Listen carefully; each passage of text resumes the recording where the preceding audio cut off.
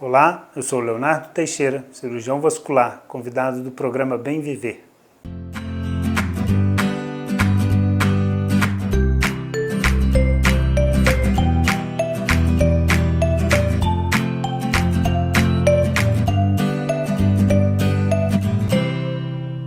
No programa de hoje vamos falar sobre cuidados com a saúde vascular, abordando o tópico varizes.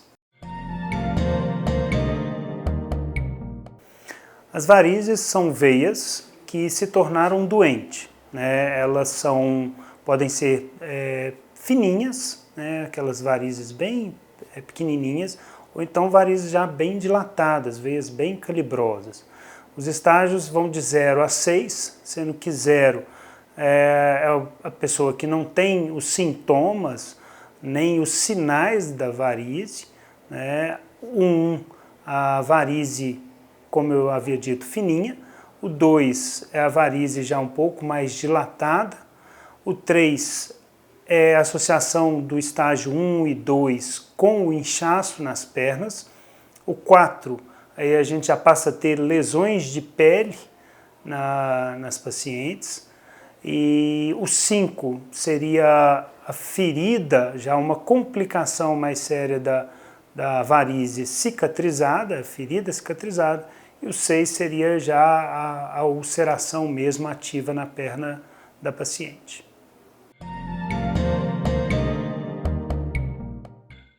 Os fatores que favorecem o aparecimento de varize, primeiramente a gente tem a questão hereditária, né, que tem um envolvimento importante nessa patologia que é a varize. Segundo, aí vem outros fatores que a gente pode tentar controlar, né, que é na mulher, número de filhos, o uso de anticoncepcional, a questão do sedentarismo influencia bastante, o excesso de peso, né, obesidade, a questão também de posição durante o dia, se a pessoa fica muito tempo, um período prolongado, em posição ortostática, que é a posição em pé, ou se ela fica muito tempo sentada, é interessante ela estar sempre intercalando isso aí com algum movimento como forma de tentativa de prevenção. Tem outros fatores também, mas os principais seriam esses. O tabagismo também tem uma influência, alguns traumas na região das pernas, seria mas basicamente são esses fatores. O tratamento, né, passa pela prevenção, que seria o controle desses fatores de risco, os fatores associados ao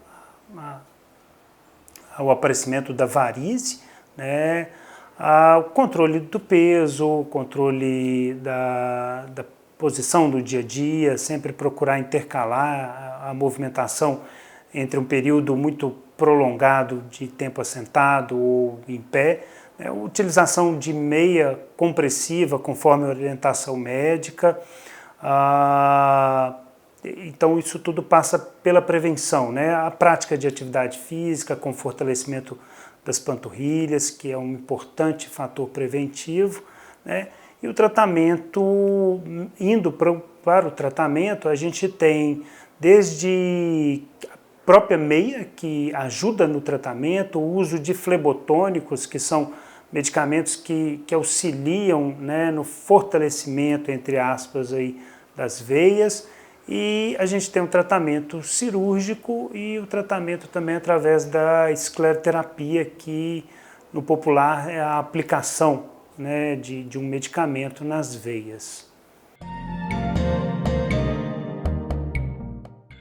A questão genética, ela é importante, né? Normalmente a gente tem uma associação grande quando tem uma causa na família, né, presente, né? Normalmente, principalmente em mulher, associado muito à gestação também, né? Mas a genética, a história hereditária, ela existe, é confirmada, e uma coisa que contribui para isso, aí são os outros fatores que a gente já citou, que é o número de gestações, o sobrepeso, a, a posição que a pessoa se encontra durante o dia, né?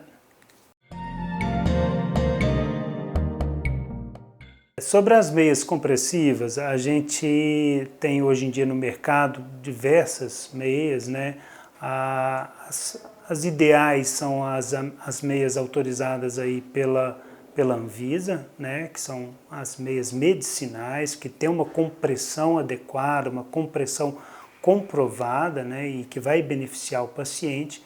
Por isso que a meia compressiva mesmo para o tratamento, ela deve ser prescrita pelo médico e não deve ser comprada nem adquirida sem uma avaliação prévia para que não haja nenhum problema, né? Existem vários tamanhos, né? Desde o que a gente chama de 3/4, que vai até o joelho, a 7/8, que vai até a coxa, a meia calça mesmo, tem a meia para gestante, e com compressões diferentes, né? Desde compressões mais leves, intermediárias e compressões mais intensas, que seriam aí 30, 40. Hoje em dia também existe uma associação que a gente pode fazer de uso de meias para conseguir uma compressão um pouco maior também, no caso de pacientes com úlcera ou então com linfedema, né? Mas tudo isso avaliado junto ao seu médico. E o importante também, atualmente, né, a gente vê muita gente utilizando para prática de atividade física, as meias para prática de atividade física, a indicação maior não seria tanto para uma prevenção vascular, mas a gente chama de um recovery, né? Uma recuperação do músculo após a atividade física, que também seria interessante para a compra desse material, tá passando por uma avaliação médica ou fisioterápica. A indicação da cirurgia para varizes, né, ela passa pela avaliação médica. Tem casos que a gente indica quando já tem um comprometimento, né, junto com uma sintomatologia do paciente, com um risco de lesão de pele, e tem casos que a gente indica já no início mesmo, justamente como forma de prevenção para essa patologia não progredir, né? Tem um paciente que chega no consultório, às vezes fala assim, olha, isso me incomoda, eu queria tirar, ou isso não me incomoda, mas será que vale a pena ou não tirar? Então, cada caso é um caso. Hoje em dia a cirurgia, ela tem a cirurgia convencional, que é a retirada mesmo da veia através de mini incisões. Tem a cirurgia que utiliza da termoablação, né, que a gente introduz uma fibra dentro da veia. Essa fibra pode ser através de um laser ou então da radiofrequência, né, que isso aí vai destruir a veia por dentro. Então tem algumas modalidades que estão crescendo, mas que no final os estudos científicos mostram que a longo prazo elas não têm diferença entre elas. A diferença seria mais a curto prazo, isso aí teria que ser, né, discutido entre o médico e o paciente. Cada paciente tem uma indicação e uma peculiaridade que leva à escolha melhor do tratamento.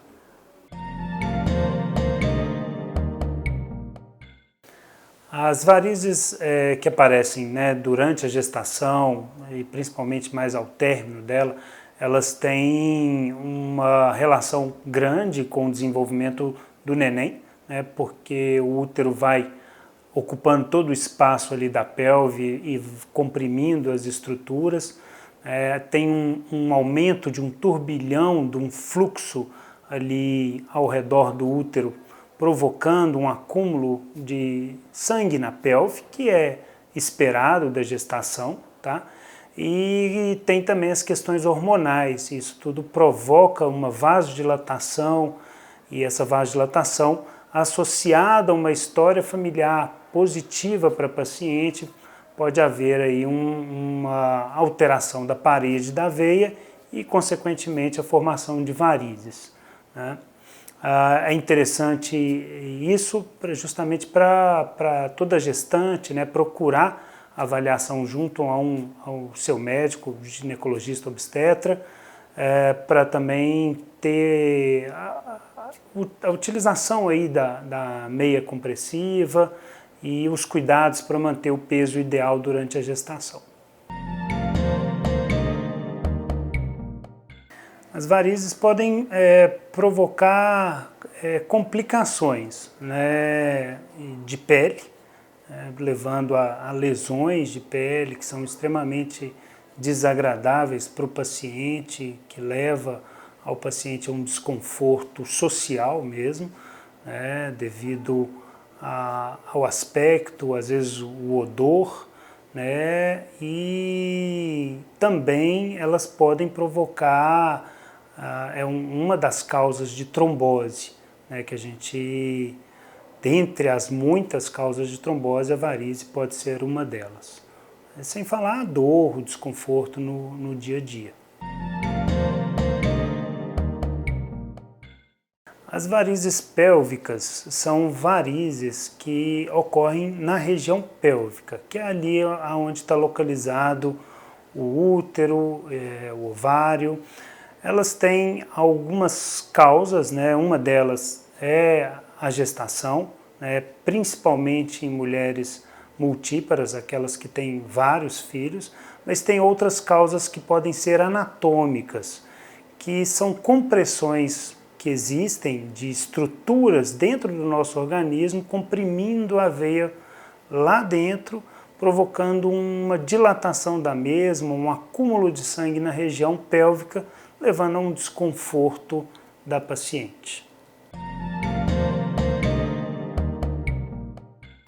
A diferença entre varizes e trombose, na verdade, a varize, como a gente vem falando, é uma dilatação da veia, né? Uma alteração da estrutura da parede da veia com consequente dilatação. A trombose, ela pode ocorrer, né, tanto na veia quanto na artéria. Mais especificamente na veia, trombose é quando o sangue que passa por dentro da veia, ele coagula, ele endurece ali dentro daquela veia, né, e vai causar algum transtorno dependendo do local. Aí cada local pode causar um problema específico. Por exemplo, a trombose na perna pode levar a um edema, um inchaço nas pernas, a trombose no pulmão a uma dificuldade, né, respiratória ou mesmo ao óbito. Então são entidades, são patologias diferentes, né, mas estão em associação, né, porque a própria varize pode levar ao surgimento da trombose, né. As safenas, né, são veias aí que no imaginário popular, né, são veias que vão até o coração, ou são veias do coração. Na verdade, não. As safenas são veias das pernas. Nós temos 2 safenas em cada perna, né, que é o habitual, que uma chama safena magna e outra chama safena parva. Tá? Elas começam no tornozelo, a maior termina na virilha e a posterior termina atrás do joelho, né? Elas têm uma relação com a questão das varizes, porque se tem uma incompetência dela, se ela tem uma alteração, ela pode provocar um retorno desse sangue para a perna, a gente chama de refluxo, e provocar uma dilatação na veia que está associada à safena. E quando é assim, aí tem que se fazer uma avaliação, né, clínica do paciente, junto com uma avaliação ultrassonográfica, para ver se tem a necessidade de retirada da safena, porque às vezes a gente pode preservar essa safena mesmo ela estando alterada. Então não é sempre que a gente precisa retirar a safena. E no caso que as pessoas acham, pensam que a safena vai até o coração, é porque quem tem problema cardíaco e às vezes tem que passar por uma cirurgia de coração, é colocada a safena ali em substituto, né, como se fosse uma ponte no coração para passagem do sangue, mas aí retira a safena da perna e coloca no coração. É muito comum, né, as pessoas perguntarem ou associarem o uso do salto alto às varizes. Na verdade, isso é um mito. Pode-se usar o salto alto, mas tem que se tomar cuidado com a frequência desse uso, né, até mesmo mais por alterações ortopédicas do que vasculares. A questão do salto é porque quando a pessoa fica muito tempo com um salto muito alto, né, com a parte posterior ali no calcanhar muito elevada e a frente do pé muito baixa, ela vai deixar a panturrilha, que é a batata da perna, né, muito tensa por um período muito prolongado. Isso aí não deixa com que a função muscular, né, ocorra, e com isso o bombeamento de sangue ele fica um pouco prejudicado. Mas correlacionar diretamente o salto alto, o uso dele com a varize, a gente não tem essa associação através de estudo científico, isso não foi comprovado. A respeito de roupas muito justas, o ideal é que a gente evite roupas muito justas na cintura, né? Cintos apertados, calças muito apertadas, principalmente para as pessoas que ficam muito tempo na posição sentada, para ajudar, né, no retorno venoso. Porque quando a gente usa alguma coisa muito apertada, isso dificulta um pouco o retorno venoso.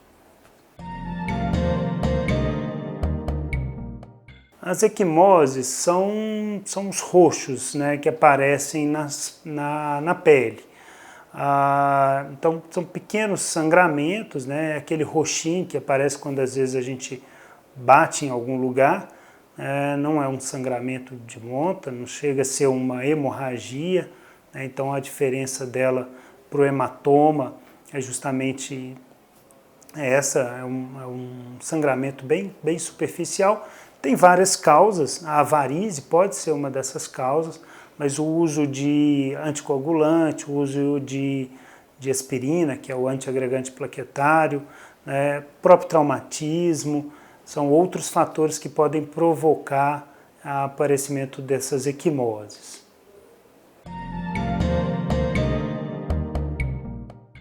Os hábitos, né, que a gente pode instituir para melhorar a circulação sanguínea, como a gente, né, já havia comentado lá na questão de fator de prevenção, são hábitos que vão ajudar, de uma forma, em geral, o organismo por inteiro, né? Manter uma alimentação saudável, instituir uma prática de atividade física, manter um bom peso, e fazer um controle frequente com o médico assistente para estar, né, diagnosticando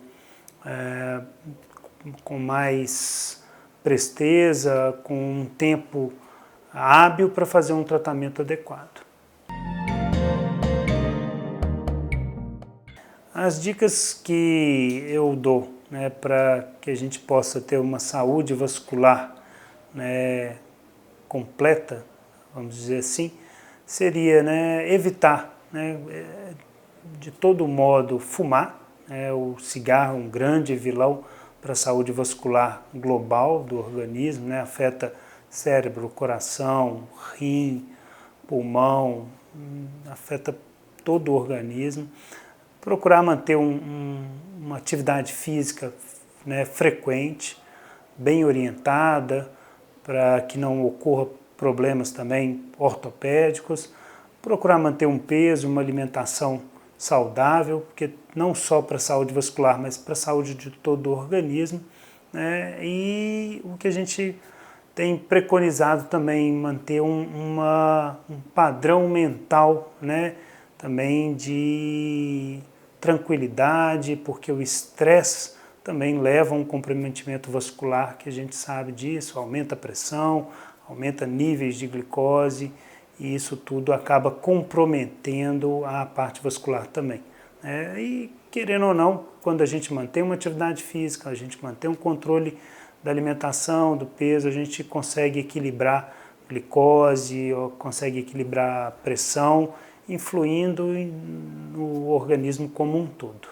Essas são as dicas aí que a gente deixa para quem está nos assistindo, ok?